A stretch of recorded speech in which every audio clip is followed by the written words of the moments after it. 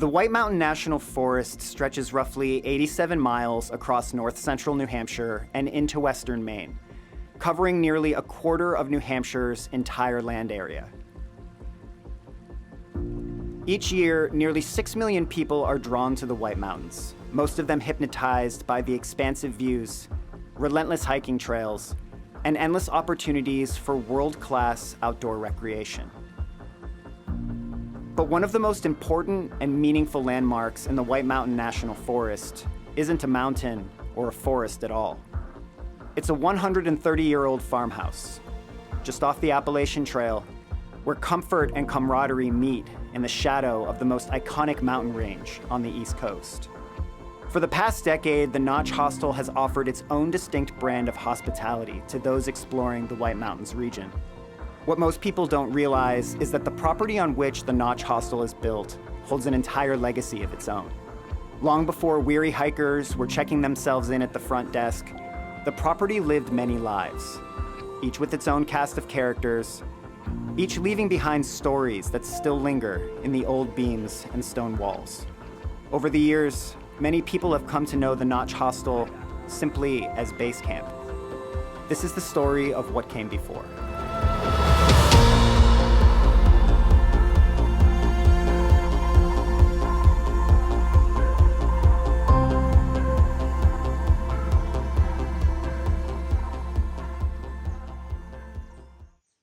The origin story of the Notch Hostel traces back to 1763, when New Hampshire Governor Benning Wentworth granted a charter for the town of Peeling, later renamed Woodstock, to 98 proprietors, including a father and son named Eli and Ebenezer Demerit.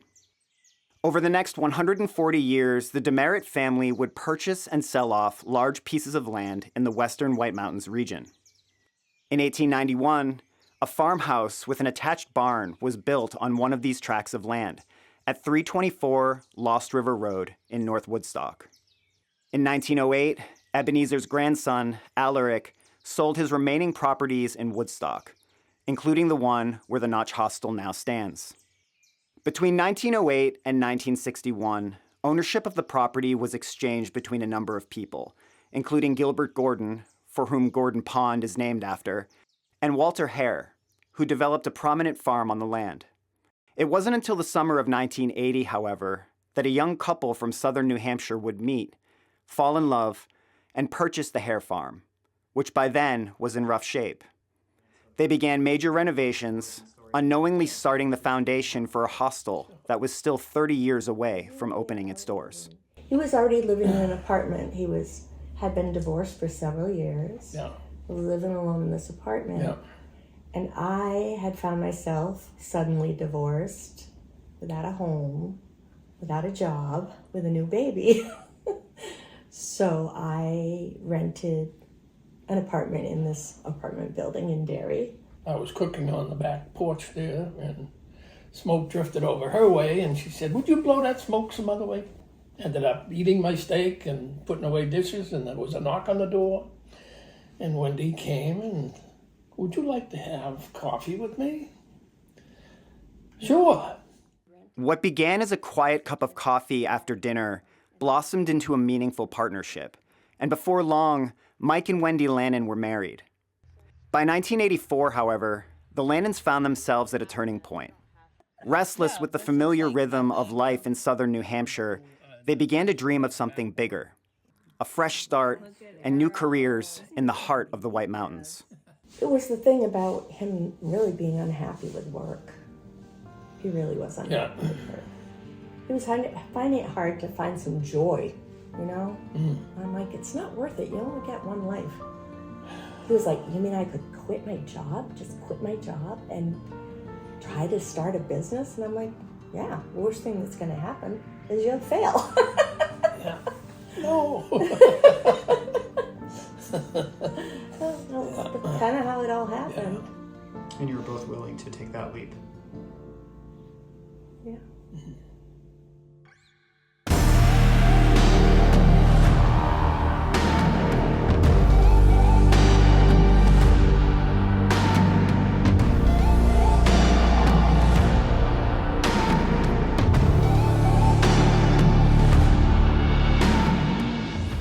Taking a leap of faith requires action without certainty, and that's exactly what the Lannons did.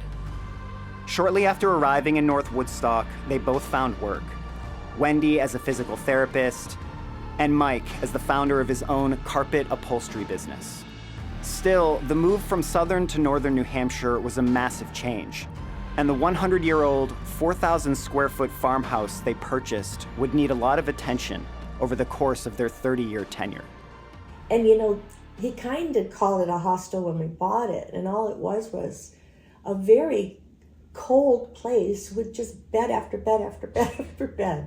When it was called, what was it Lost called? River Lodge Apartments. Lost River Lodge. Apartments. I don't even know if did it have the apartments on the sign. It definitely said Lost River Lodge. Yeah. But the upstairs just had all these single beds. That's the only thing in the rooms when we bought it. It's crazy. Yeah.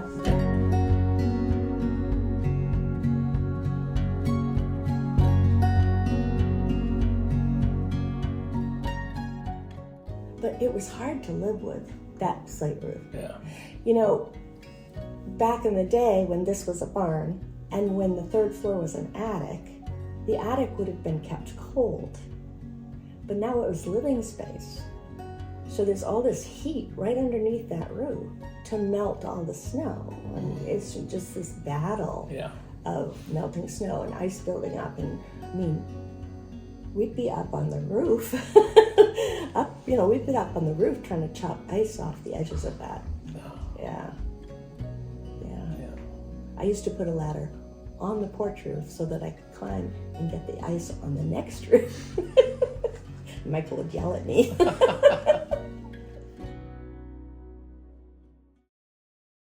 Given the size of the building at 324 Lost River Road, the Lannons weren't always the only ones living there. In the second half of the 20th century, the house was divided into multiple apartment units. In the 1980s and 90s, Bart and Paula King rented an apartment on the first floor of the property, raised their children there, and carried with them a lifetime of memories and reflections from those years. So you actually proposed to Paula while you were living here? Yeah. Actually, I proposed to him. Yeah. There's a family history is kind of vague on that. But we decided to get married while we were living here. During that time, with the impending birth of our son Cameron, we ended up looking for places, and then there was the condo, which is 100 yards away. That's where we ended up moving to. But so we lived for a year after we got married. Although the Kings weren't living on the property for nearly as long as Mike and Wendy Lannon, when they left, they didn't go far. Today, Bart and Paula live across the street from the Notch Hostel and have watched their old apartment and the other units at 324 Lost River Road undergo many alterations since they were renters there over 20 years ago. This used to be where the living room was. There was a window here. There were two windows, but it ended, there was a wall right about where this bed ends, and then there was a door that went into a smaller bedroom that was back here. That was Tyler's bedroom, and then this was the living room. So imagine this whole space cut in half for both rooms. This room here is kind of interesting. It's much more built up than it was. It was an open space.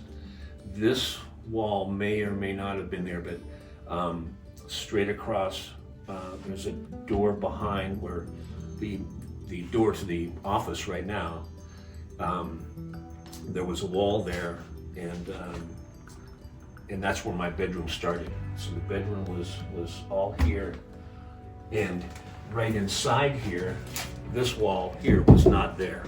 It was all open, and this wall in this corner here is where I had put a desk, and I sold a couple of pieces to the Boston Phoenix using a typewriter. So we can be in here working and look out and see what's happening with the guests. Just like you sat in here working on your typewriter and could see out to see what your son was up to. Yeah. Bart and Paula agree that the magic of Lost River Road and North Woodstock goes beyond its quiet beauty.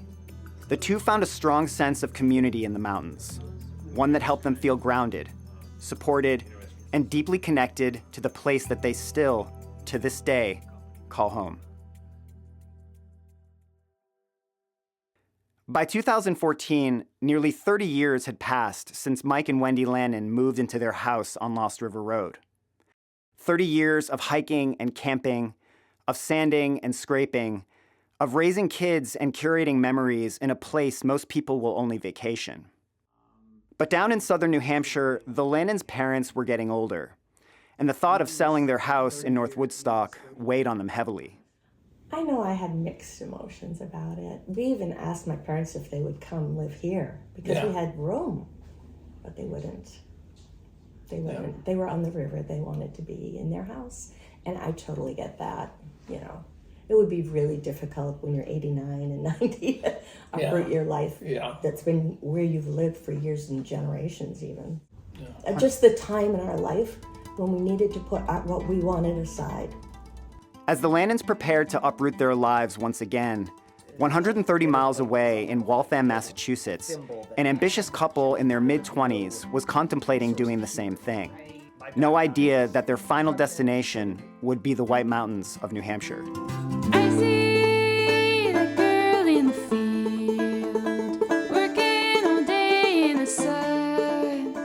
Her eyes are dark as a long winter's night, and as bright as the morning sun. Much like the Lannons, Serena Ryan and Justin Walsh were drawn to the White Mountains long before calling them home. And they understood that pursuing their dreams of living and working there would require the same thing that it did for Mike and Wendy. Action without certainty. A leap of faith. And I was coming up here every single weekend to hike. Like, bags packed Thursday night and loaded in the car, and then like at 5 o'clock on Friday, I would leave from work. I was working in construction at the time in Boston, and it felt like everybody I worked with, their dream was to live in New Hampshire, but the narrative was, you don't move to New Hampshire because there's no jobs there. Like, oh, it'd be great to live there, get a second home there, but you can't live there unless if you don't have a job, like a remote job or something. It wasn't until Serena picked up a memoir of the Appalachian Trail and read a passage about the need for hiker-friendly accommodations in North Woodstock, New Hampshire, that inspiration finally struck, and a path to a life in the mountains seemed possible. I stay at the Cascade Lodge in North Woodstock. There are only a handful of rooms, and they are all upstairs and in desperate need of repairs. Downstairs is cluttered and yellowed by smoke. There is old furniture, tables mounted with papers, and overflowing hiker boxes. A computer is tucked away in the disarray at the rear of the room. In the Seattle-Tacoma airport, just having finished this epic hike, this epic mountaineering feat of summiting Rainier, I'm in the Seattle-Tacoma airport. I read this paragraph, and I turned to Justin, sitting next to me at the airport and at the gate, and I was like, Justin, we should start a hostel in Lincoln, New Hampshire. I didn't have any dream of owning a hostel. It had never been on my radar until Serena suggested it. It made sense to me because I wanted desperately to live in the White Mountains. 5 minutes after I had the idea at the gate at the airport, he had gone on Zillow and found this property. You know, we didn't even know that we wanted to be in the Lincoln Woodstock area at the time. We just knew we wanted to be in the White Mountains. And this was the first place, it was the first place I saw on Zillow, and it was the only place that we ever looked at. It just immediately clicked into place for us that, you know, this was going to be the spot for the Notch Hostel. No zoning in North Woodstock. That's unheard of to have a town with no zoning. So it wasn't an issue to open a business a mile outside of town in a residential area. Secondly, in the original deed to the house, it said in writing that this particular house would be allowed to be converted into an inn or lodge at a later date. which otherwise, since we're in a homeowners association, there would have been no way to do it. We're the last house on this street that gets town water and town sewer. If that wasn't the case, we probably wouldn't have been able to open the place because the cost to add a septic system that would accommodate this many people would have been prohibitive for us to open. I mean, it just felt like such a Goldilocks place for us. In a strange twist of fate, Serena and Justin seemed to instantly find the perfect property to bring their dreams to fruition. But transforming a 130-year-old farmhouse into a hiker hostel wasn't going to be an easy feat. And it was the community surrounding the two that would ultimately help them reach the finish line. Yeah, Serena and I couldn't have started this place if it wasn't for the help of, our mutual friends, my core group of guy friends who I've known since I was in high school. Our families were super instrumental. Yeah, well, it was great because we always had a place for people to stay if they were coming up to help. It's like build a bed and then you can stay in it. So we ended up coming up here basically every weekend from when we closed on the place, which was mid-October, until we opened it in July of the following year. So it was like all weekend, every weekend, as many people as we could get working on the place. We spent most of our time renovating the second floor. The bathrooms took a lot of time. We did have to bring a plumber in to help with that. The kitchen floor, I think the kitchen was carpeted, or at least some of the kitchen was carpeted. I know the third floor bathroom was definitely carpeted, and that was like a very quick get the carpeting out of the bathroom situation.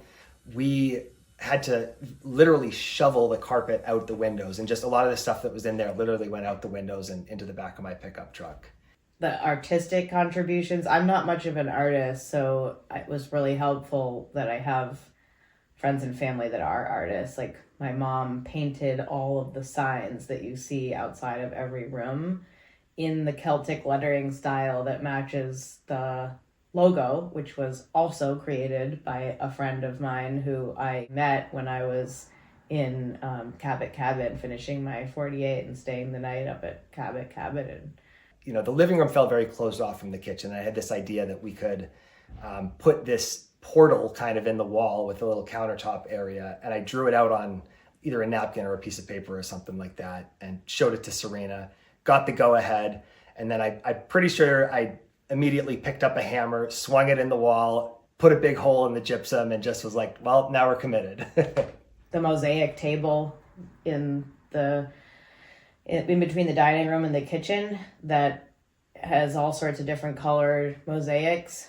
My mom and I and my friend Kate put all of those mosaics in. We cut every single mosaic with like a tile cutter and then pressed them all in to this table that Justin built. And so cool, like now that one table has been a meeting place for thousands and thousands of conversations between guests. And it's cool for me to think about how many hundreds and thousands of people have used that space now to connect.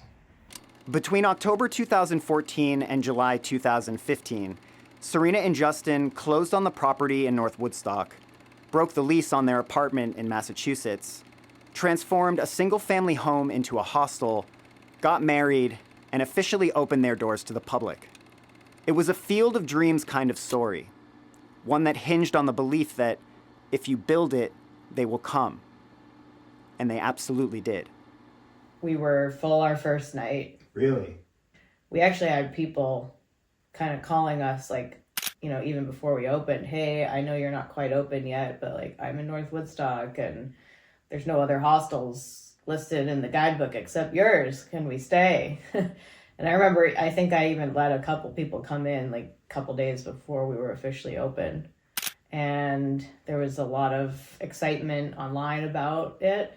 So we had not only through hikers staying, but also people that were up here, a lot from Massachusetts or other areas of New England to hike that weekend. And the rest is history. Within 2 weeks of opening, we were so busy that I called Justin and I was like, you need to quit your job in Boston and move up here because like this is working and like we're gonna be able to make it. I think like I already have a lot of money coming in 2 weeks, and also like I really need help because I was running it all by myself while he was still, he came up on the weekends but he was gone all week.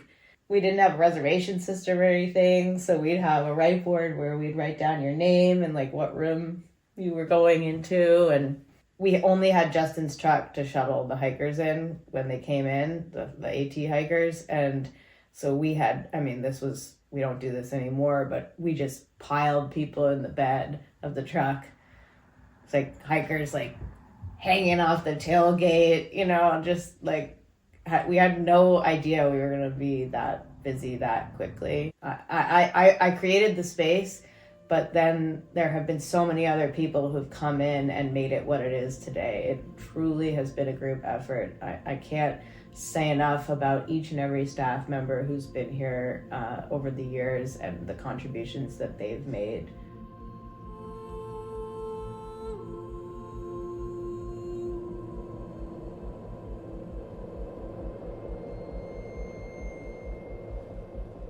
The thing that makes full circle moments in life so special is that they speak to the importance of the people and places we return to.